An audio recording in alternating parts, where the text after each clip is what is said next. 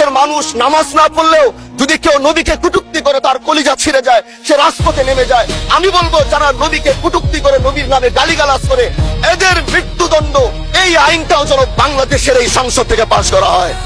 আজ দাঁড়িয়েছি, হয়তো আমার কথা অনেক লম্বা, আমি জানি না আপনি আমাকে সময় দিবেন কিনা, কিন্তু আমি বলতে চাই মাননীয় স্পিকার, আমরা যেই জায়গা থেকে দাঁড়িয়েছি, বাংলার 30 থেকে 40 লক্ষ উলামায়ে কেরাম আমাদের দিকে তাকিয়ে রয়েছে, কারণ তাদের কণ্ঠ, তাদের সে আওয়াজগুলো আমরা যেন জাতীয় সংসদ থেকে দিতে পারি।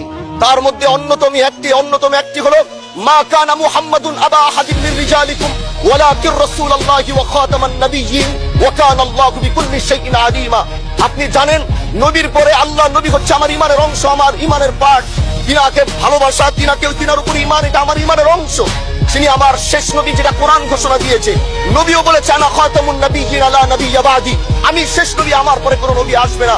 কিন্তু মাননীয় স্পিকার, দুঃখের সাথে বলতে হয়, বাংলাদেশের এরকম একটি পার্ট রয়েছে, যেই পার্টের এক অংশ মানুষ, তারা নবীকে অস্বীকার করে, তারা মুসলমান দাবি করে, এবং এই বিষয়ে অনেকের ধারণা আছে, তারা জানে। আমি মাননীয় প্রধানমন্ত্রীকে বলবো, আপনি বাংলাদেশে একটি ইতিহাস রচনা করে যাবেন। আপনার মাধ্যমে যদি এটা স্বীকৃতি পায়, যারা নবীকে অস্বীকার করে তারা কোনোদিন মুসলমান থাকতে পারে না, এটা আইনের মাধ্যমে, এটা বাংলাদেশের পার্লামেন্ট থেকে ঘোষণা হবে, সেটা আমরা চাই।